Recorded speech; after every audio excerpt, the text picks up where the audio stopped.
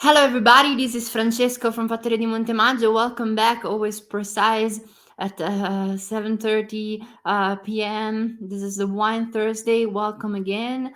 And as always, we are going to start with a wine discussion. We are coming back to our usual format.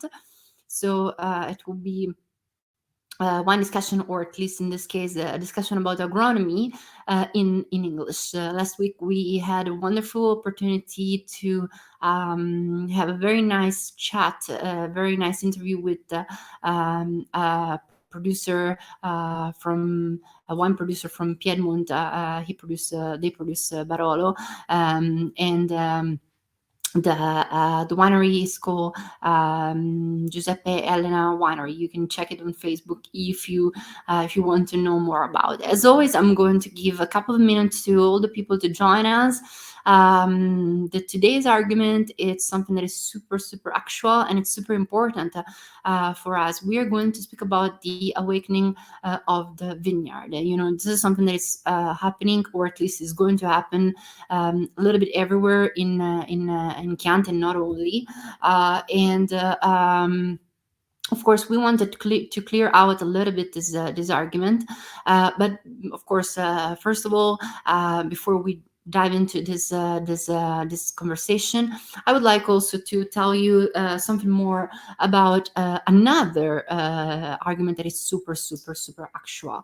You need to know that we had at the beginning of this week the Chianti Classico collection. For the people that don't know about this wine events, I would like, of course, to introduce you to this very beautiful initiative that the consortium of Chianti Classico usually makes during March, and it's a wine event, a wine festival, where you have the chance to taste the new vintages. The new vintages are going to be released by the different wineries, and it's an amazing chance to have an overview.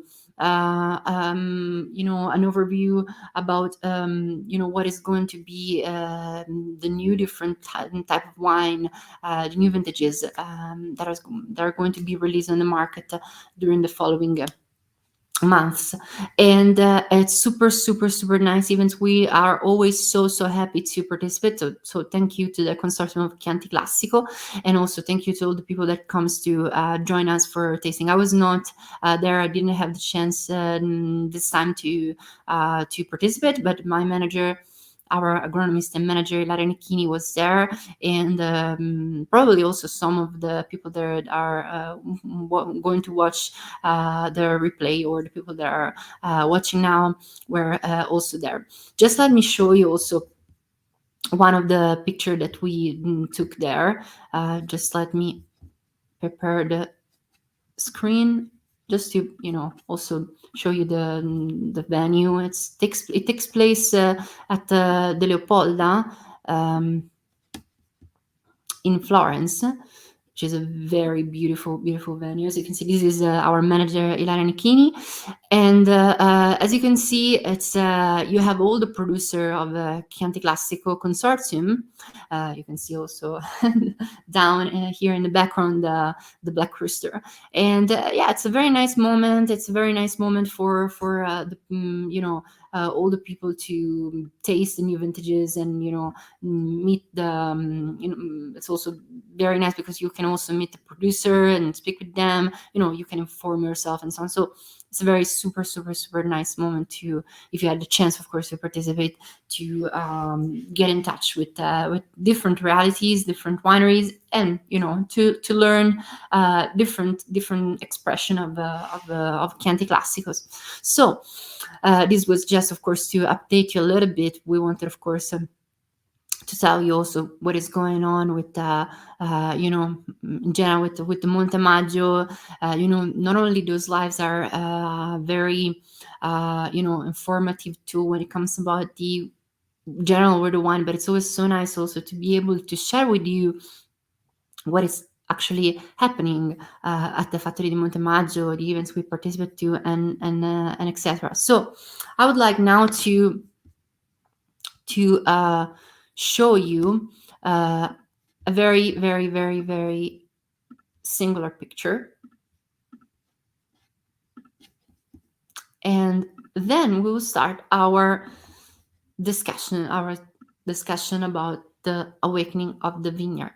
So this is called the bleeding of the vine, or in Italiano il pianto della vigna. Literally, if we translate it, it's the crying of the vine. So basically, this is lymph that is coming out from the cut, from the wounds of the vine. But of course, I will explain you in few minutes a little bit more into the details. What is this?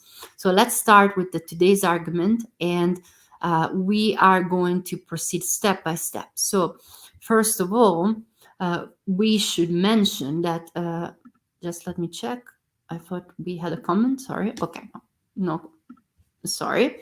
So let's proceed step by step. With the month of March, spring, of course, break in even in the vineyard, and this new condition, the climate that is more gentle, and the sun is shining, all kind of like this condition are going to push the plant to start again the vegetative cycle, which was interrupted during winter. During winter, I would like to remind you that we have, of course, the fase di quietanza, that moment where the vines are just resting. The vines are sleeping, they are, recharging, and regenerating themselves. So in springtime, just because of this new condition, the climate is warmer, and the vineyards are able to restart again the vegetative cycle, which was interrupted during the winter. New limbs flow among the vine shoots, and the real and proper awakening takes place with buds that begin to swell and sprout, that peep out. So that's the idea. You have also this kind of like condition where, that of course we saw 1 minute ago, where you have also the lymph that come out from the wounds.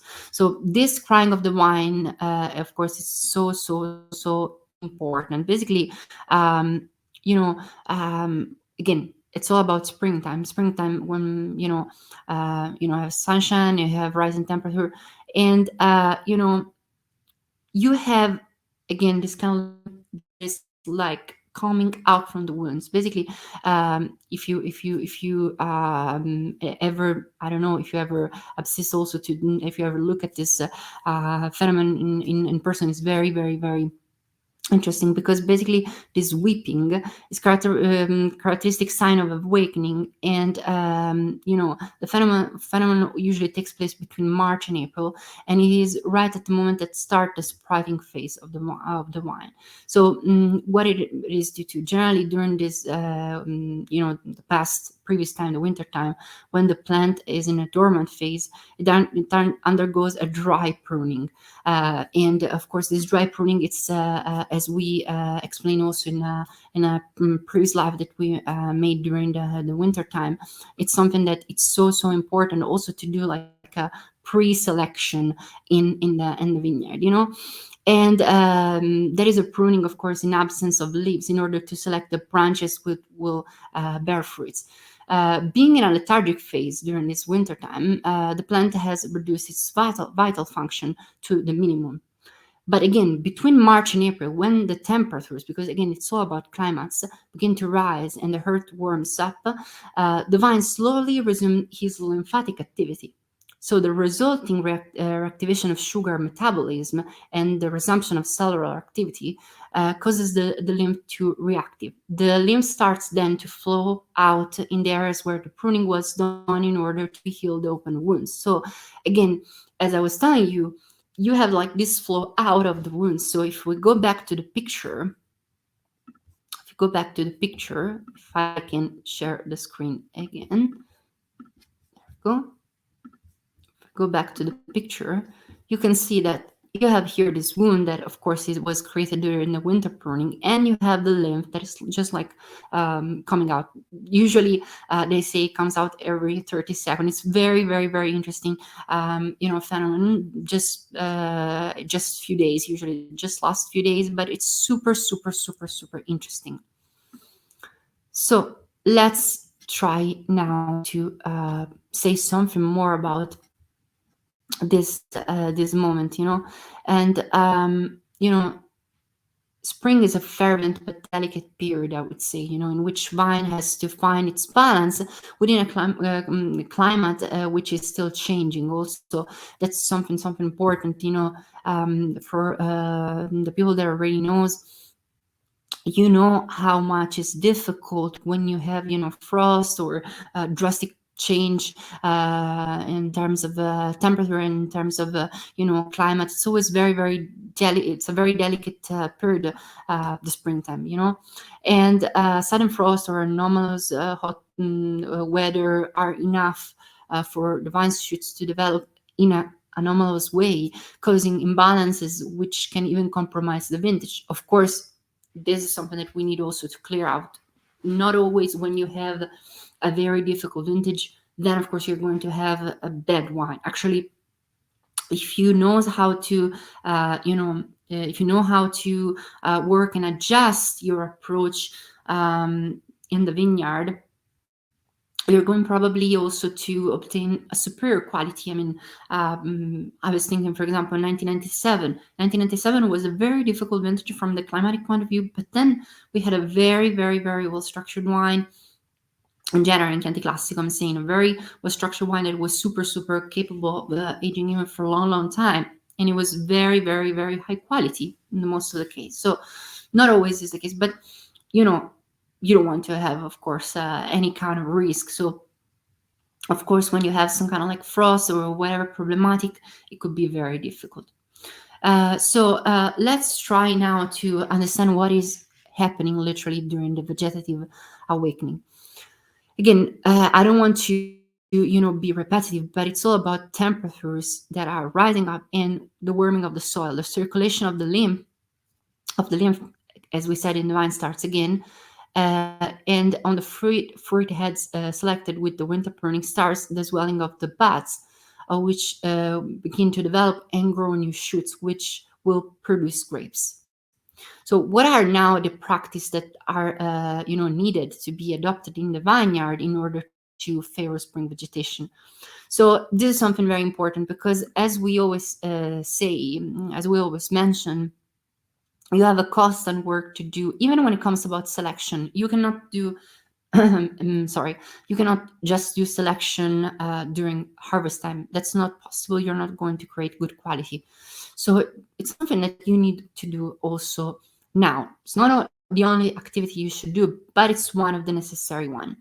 So once the pruning and the tying of the fruiting vine, is over. So when, of course, you're done with the winter pruning, and then you also tied up the vines, it is necessary to patiently wait for the vegetative resumption, which, again, as we said, usually takes place at the beginning of April. It also depends on the area. It also depends if it's cooler climate, warmer climate. So it also depends on the area per se, but generally speaking, it's the beginning of April.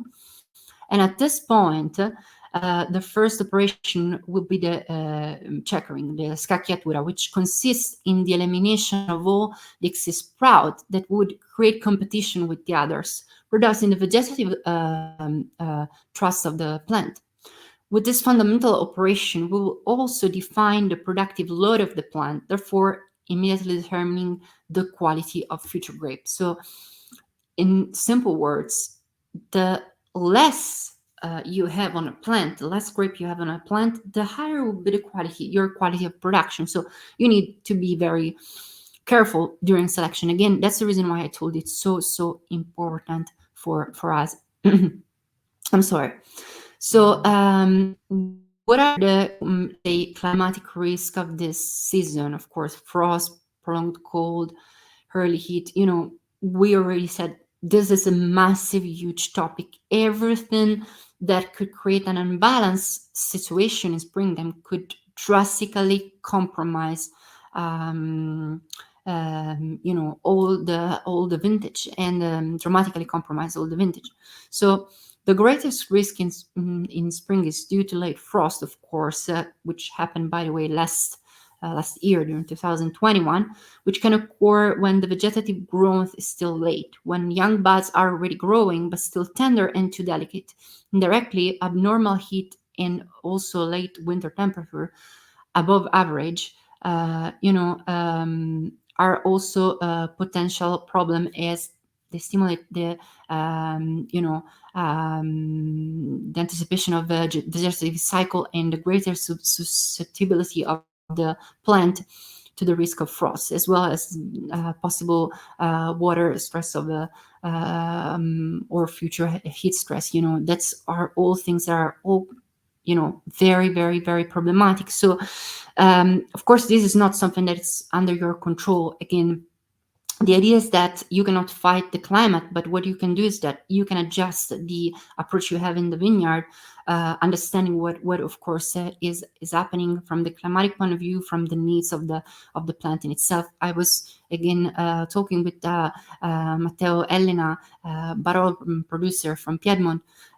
He said, of course, that every new vintage we need to understand, the people that are working in the fields, in the vineyard, and also the agronomists. They need to understand how to create, let's say, a strategy, an approach that it's very, very effective and that can maintain quality, and that can guarantee to you an easy production. So that's the idea. And all those kind of procedure that I mentioned earlier were fundamentals. Those kind of procedures are super, super, super important to keep constantly this kind of like quality.